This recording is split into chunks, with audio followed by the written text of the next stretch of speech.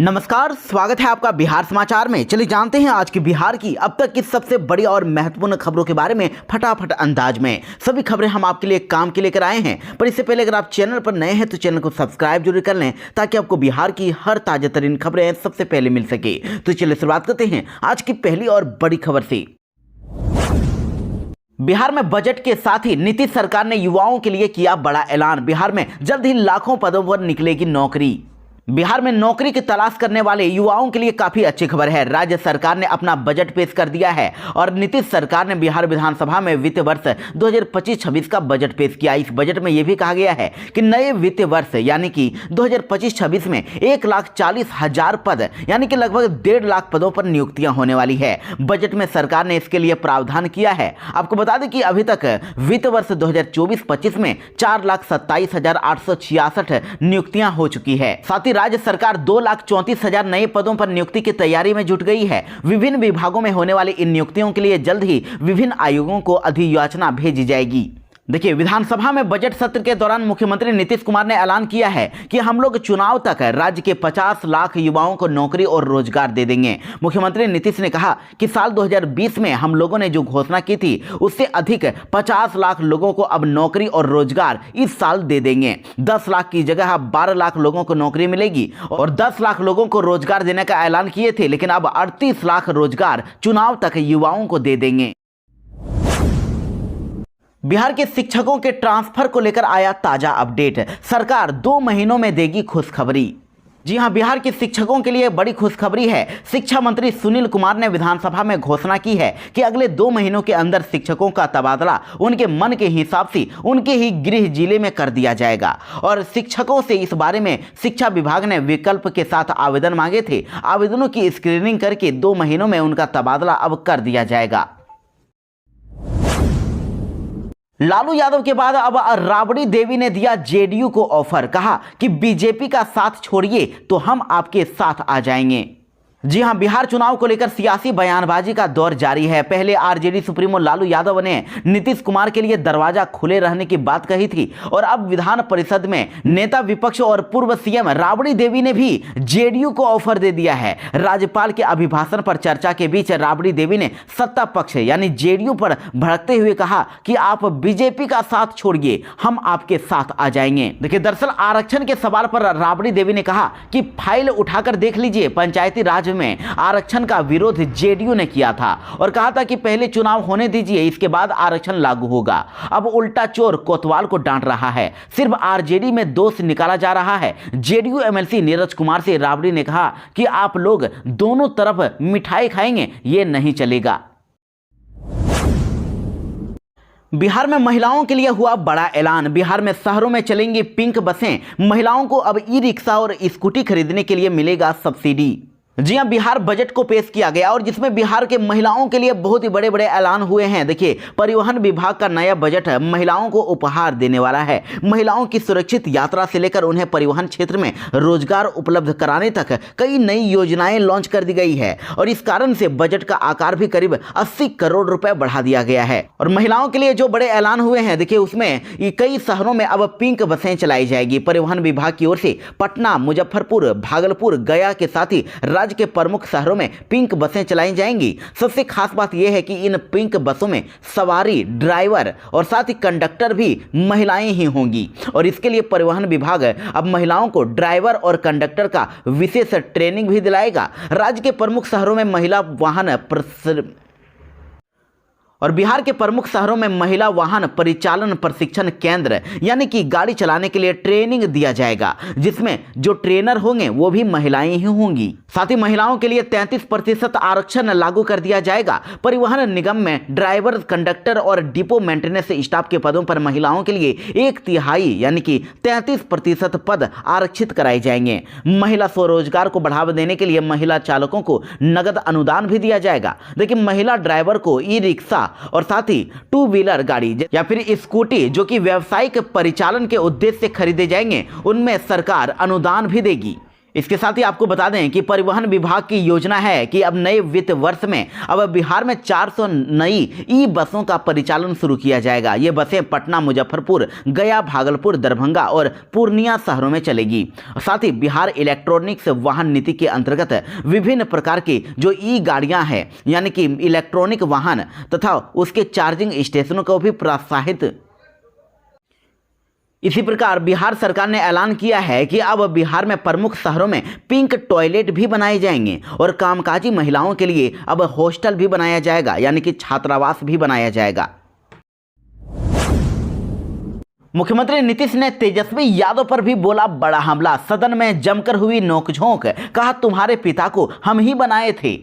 जी हां, बिहार विधानसभा में नेताओं के बीच जमकर नोकझोंक हुई है। सदन में मुख्यमंत्री नीतीश कुमार और नेता प्रतिपक्ष तेजस्वी यादव के बीच तीखी बहस भी देखने को मिली। देखिए, नीतीश कुमार ने कहा कि पहले बिहार में क्या था, बिहार में 6 सरकारी मेडिकल कॉलेज और अस्पताल थे और उसे हमने बढ़ाया। उन्होंने तेजस्वी यादव की ओर कहा कि तुम्हारे पिता को मैंने ही बनाया है। तुम्हारी जाति के लोग भी मुझसे पूछ रहे थे कि मैं ऐसा क्यों कर रहा हूं, लेकिन फिर भी मैंने उनका समर्थन किया। नीतीश कुमार ने सदन को संबोधित करते हुए कहा कि ये लोग उस समय गड़बड़ कर रहे थे। ये लोग पिछड़ा, अति पिछड़ा को बंद करके केवल पिछड़ा करना चाहते थे, जिसका हमने विरोध किया और हमने कहा कि ये सब फालतू बात है और इस वजह से 1994 में हम अलग हो गए।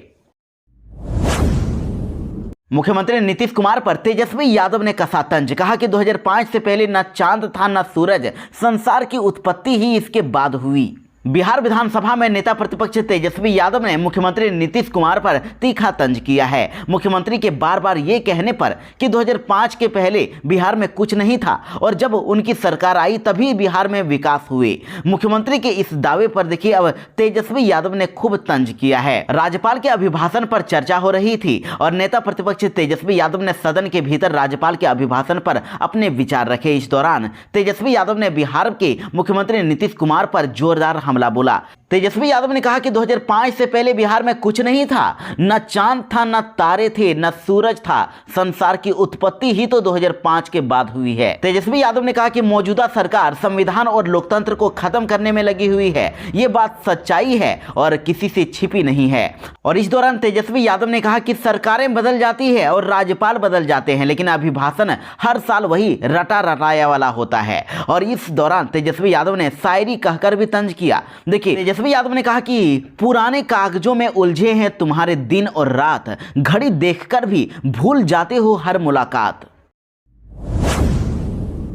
नौकरी की तैयारी करने वाले युवाओं के लिए बड़ी खबर, IFFCO में निकली बम्पर बहाली। बिहार में नौकरी की तलाश में बैठे ग्रेजुएट्स के लिए सुनहरा मौका है। Indian farmers fertiliser cooperative limited यानी कि IFFCO में एग्रीकल्चर ग्रेजुएट्स ट्रेनी यानी कि AGT के पदों पर भर्ती के लिए अधिसूचना जारी कर दी गई है। तो इच्छुक और एग्रीकल्चर ग्रेजुएट्स ट्रेनी अब उम्मीदवार आवेदन कर सकते हैं। और सबसे बड़ी बात कि उम्मीदवारों को आवेदन की प्रक्रिया पूरा करने के लिए IFFCO की आधिकारिक वेबसाइट AGT.IFFCO.in पर जाकर ऑनलाइन आवेदन करना होगा।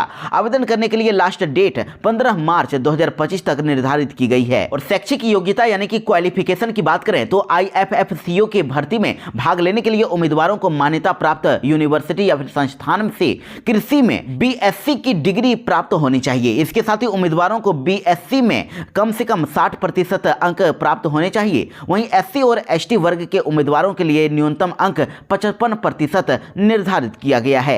इसमें अगर नौकरी लग जाती है तो 1 साल तक ट्रेनिंग मिलेगा और जिसमें उन्हें 33,000 रुपये हर महीने मिलेगा और उसके बाद साल के ट्रेनिंग के बाद उन्हें 37,000 रुपये हर महीने वेतन मिलेगा।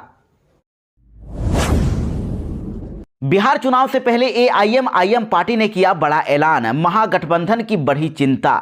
इस साल बिहार चुनाव को लेकर सभी पार्टियां कमर कसने में जुट गई है। इसी क्रम में देखिए जमकर बयानबाजियां भी हो रही है और ऐसे में अब ओवैसी की पार्टी AIM पार्टी के नेता और विधायक अख्तरुल ईमान ने एक ऐसी घोषणा कर दी है जिससे तेजस्वी यादव के साथ ही महागठबंधन की तमाम पार्टियों को चिंतित करने का काम किया है। वहीं देखिए बीजेपी और NDA के सदस्य अंदर ही अंदर खुश भी हैं, क्योंकि अगर यह बात सच साबित हुई तो निश्चित रूप से इसका फायदा NDA को ही मिलेगा। देखिए एआईएमआईएम के प्रदेश अध्यक्ष अख्तरुल ईमान के अनुसार इस बार एआईएमआईएम पार्टी बिहार के लगभग 100 सीटों पर चुनाव लड़ने की तैयारी में है। उन्होंने कहा है कि पिछली बार हम सब 18 सीटों पर लड़े थे, मगर इस बार कम से कम 50 सीटों पर मुकाबला जरूर करेंगे और हमारा संगठन 25 जिलों में तैयार हो चुका है। हम बिहार में थर्ड फ्रंट बनाने जा रहे हैं। दलों की विचारधारा हमसे मिलती है, उन्हें साथ लेकर चलेंगे और सांप्रदायिक शक्तियों को रोकने का काम करेंगे। दिलीप जायसवाल के हाथ में रहेगी बिहार भाजपा की कमान, खट्टर ने लगाई नाम पर मुहर। दिलीप जायसवाल फिर से भारतीय जनता पार्टी यानी बीजेपी के प्रदेश अध्यक्ष मनोनीत कर दिए गए हैं। चुनावी पर्यवेक्षक के तौर पर बिहार आए केंद्रीय मंत्री मनोहर लाल खट्टर ने बिहार प्रदेश अध्यक्ष दिलीप जायसवाल के नाम पर मुहर लगा दी है। जीतन राम मांझी ने तेजस्वी और लालू यादव को लेकर दिया बड़ा बयान। कहा, तेजस्वी यादव कभी नहीं बन पाएंगे मुख्यमंत्री। बिहार विधानसभा चुनाव की उल्टी गिनती शुरू हो गई है। इसी बीच केंद्रीय मंत्री और गया से सांसद जीतन राम मांझी ने बड़ा बयान दिया है। दिल्ली प्रस्थान करने से पहले उन्होंने पत्रकारों से बातचीत करते हुए कहा कि तेजस्वी यादव कभी भी बिहार के मुख्यमंत्री नहीं बनेंगे, क्योंकि उनके पिता लालू यादव के कार्यकाल को बिहार की जनता देख चुकी है। उन्होंने कहा कि कोई कुछ भी बयान दे, इससे कोई फर्क नहीं पड़ता। लालू यादव अपने पुत्र को मुख्यमंत्री बनाने के लिए दौड़ भाग कर रहे हैं, लेकिन यह संभव नहीं है क्योंकि बिहार में मुख्यमंत्री का पद खाली नहीं है। विधानसभा में लॉलीपॉप और झुनझुना लेकर पहुंच गए तेजस्वी के विधायक, करने लगे हंगामा। बिहार विधानसभा के बजट सत्र में विपक्ष ने सरकार को घेरने की पूरी तैयारी की। विधानसभा की कार्यवाही शुरू होने से पहले कल आरजेडी के विधायक लॉलीपॉप और झुनझुना लेकर पहुंच गए और बिहार के 3,17,000 करोड़ के बजट का विरोध जताया। दरअसल बिहार सरकार ने करीब 3,17,000 करोड़ रुपए का बजट पेश किया है और आरजेडी ने बजट को निराशाजनक बताया है और इसका विरोध जता रही है। विधानसभा की कार्यवाही शुरू होने से पहले भी आरजेडी विधायक मुकेश रोशन लॉलीपॉप और झुनझुना लेकर पहुंच गए और कहा कि सरकार ने बिहार की जनता को लॉलीपॉप और झुनझुना थमाने का काम किया है और कहा कि न तो राज्य की महिलाओं के खाते में पैसे आए और न ही युवाओं को रोजगार ही मिला, न तो विशेष राज्य का दर्जा बिहार को मिला और न ही विशेष पैकेज ही मिल सका है। युवाओं को रोजगार देने के लिए बजट में कोई जिक्र नहीं किया गया और वृद्धा पेंशन की राशि को 400 रुपए से बढ़ाकर 1500 रुपए करने की बात भी नहीं की गई और वृद्धा पेंशन की राशि को 400 रुपए से बढ़ाकर 1500 रुपए करने की बात कही गई थी, लेकिन सरकार ने इस मांग पर भी कोई विचार नहीं किया। बिहार में बनेगी एक और 4 लेन सड़क, कई जिलों को मिलेगा लाभ। 375 करोड़ का है प्रोजेक्ट। जी हां, नवगछिया तेतरी से भागलपुर 0 माइल तक NH 132B को 4 लेन किया जाने वाला है। इस दिशा में अब तेज पहल भी कर दी गई है। सर्वे करके अब चयनित एजेंसी डिटेल प्रोजेक्ट रिपोर्ट यानी कि DPR तैयार करने में जुट भी गई है। एजेंसी को 31 मार्च से पहले DPR सौंपने के लिए कहा गया है ताकि जल्द ही DPR की मंजूरी के लिए मंत्रालय भेजा जाएगा और मंत्रालय की स्वीकृति मिलने के बाद सड़क बनाने वाली एजेंसी के चयन के लिए निविदा यानी टेंडर जारी किया जाएगा। विभाग की योजना जून जुलाई में सड़क निर्माण शुरू करने और समानांतर पुल के निर्माण होने तक पूरा करने की योजना है। समानांतर पुल का निर्माण का लक्ष्य साल 2027 का है। इस पुल का अप्रोच इस सड़क से मिलेगा और 4 लेन का काम 2 हिस्सों में किया जाएगा। बिहार में 3,17,000 करोड़ के बजट पर रोहिणी आचार्य ने उठाया सवाल। कहा, नीतीश कुमार जी कहां से आएगा पैसा। बिहार सरकार ने अपने इस कार्यकाल का अंतिम बजट 3 मार्च को बिहार विधानसभा में पेश किया। इस दौरान सरकार की तारीफ में वित्त मंत्री सम्राट चौधरी ने सरकार की आगे की योजनाओं की जानकारी सदन को दी और बिहार के 3,17,000 करोड़ के बजट पर अब सियासत शुरू हो गई है। देखिए, लालू प्रसाद यादव की बेटी रोहिणी आचार्य ने मुख्यमंत्री नीतीश कुमार से सवाल पूछा है कि इतना पैसा कहां से आएगा। देखिए, रोहिणी आचार्य ने एक्स पर लिखा है कि बिहार बजट 2025, नीतीश कुमार जी कहां से आएगा पैसा। 3,17,000 करोड़ के आंकड़ों की बाजीगरी वाले बजट को प्रस्तुत करके खुद अपनी पीठ थपथपाने में मशगूल नीतीश कुमार को यह समझना होगा कि आर्थिक विकास के साथ मानव विकास और मानव विकास की खुशहाली के सूचकों का सतत मूल्यांकन किए जाने वाली आर्थिक नीति व्यवस्था आज बिहार की सबसे बड़ी जरूरत है। बिहार में महिलाओं के लिए हुए बड़े ऐलान। बिहार में अब कामकाजी महिलाओं के लिए बनेंगे हॉस्टल और कन्याओं की शादी के लिए मंडप बनाएगी बिहार सरकार। जी हां, बिहार विधानसभा में नीतीश सरकार के वित्त मंत्री सम्राट चौधरी ने बजट पेश किया है। इस बजट में सरकार ने महिलाओं को प्राथमिकता दी है। नीतीश सरकार ने महिला सशक्तिकरण के लिए विशेष प्रावधान किए हैं, जिनमें कन्या विवाह मंडप निर्माण, महिला हाट, जिम ऑन व्हील्स और पिंक टॉयलेट, कामकाजी महिलाओं के लिए हॉस्टल और पिंक बस, साथ ही महिलाओं को प्रशिक्षण देने की व्यवस्था शामिल है। तो बिहार में अब प्रत्येक पंचायत में कन्या विवाह मंडप का निर्माण कराया जाएगा। बिहार सरकार हर पंचायत में गरीब कन्याओं के लिए कन्या विवाह मंडप का निर्माण कराएगी। यहाँ बहुत ही कम शुल्क पर शादी से जुड़ी सुविधाएं उपलब्ध होगी और इसका जो संचालन होगा और देखरेख की जिम्मेदारी महिला स्वयं सहायता समूहों को दी जाएगी। बिहार में गंगा पर बने 7 पुलों से अब जुड़ जाएगा पटना का जेपी गंगा पथ। टोल टैक्स को लेकर भी आई बड़ी खबर। जी हां, बिहार वासियों के लिए बड़ी खबर है। जेपी गंगा पथ परियोजना का विस्तार 142 किलोमीटर तक अब होगा, जो पटना में गंगा के 7 प्रमुख पुलों से जुड़ेगा। इसमें कोइलवर पुल, शेरपुर दिखवारा पुल, जेपी सेतु, गांधी सेतु, कच्ची दरगाह, बिदुपुर सेतु, बख्तियारपुर ताजपुर सेतु और राजेंद्र सेतु शामिल है। इस परियोजना मोकामा से कुछ आगे तक जाएगी और इससे उत्तर तथा दक्षिणी बिहार के बीच आवागमन को सुगम बनाएगी। इस मार्ग से व्यावसायिक गतिविधियों को भी बढ़ावा मिलेगा और इस प्रोजेक्ट पर 7,561 करोड़ 31 लाख रुपए का खर्च आएगा। इस पर अब मालवाहक जो गाड़ियां हैं उनको प्रवेश बैन रहेगा और टोल टैक्स से मुक्त रहेगा। बिहार के वैशाली में हुआ दर्दनाक सड़क हादसा। बेकाबू ट्रक ने 5 लोगों को रौंदा, 3 की मौके पर हुई मौत। जी हां, वैशाली जिले के पटेढ़ी बेलसर प्रखंड के मोना के पास बेकाबू ट्रक ने 5 लोगों को रौंद दिया, जिसमें 3 लोगों की मौके पर ही मौत हो गई और 2 अन्य लोग गंभीर रूप से घायल हैं, जिन्हें अस्पताल में भर्ती कराया गया है। आपको बता दें कि पहली घटना मुजफ्फरपुर जिले के पकुली थाना के पकुली लालगंज मार्ग के मोड़ के पास हुई है। बताया जा रहा है कि बेकाबू ट्रक ने पहले 2 बाइक सवारों को रौंद दिया, जिसमें दोनों की मौके पर ही मौत हो गई और जिसके बाद भागने के दौरान वैशाली के बेलसर थाना क्षेत्र में उसी ट्रक ने महिला और बुजुर्ग को कुचल दिया, जिसमें टोटल 3 लोगों की जान चली गई है। वहीं अब आरोपी ट्रक ड्राइवर की तलाश की जा रही है। बिहार के स्कूलों में अब जल्द ही शुरू होगी परीक्षाएं। दूसरी क्लास के ऊपर के बच्चों को देना होगा रिटन एग्जाम।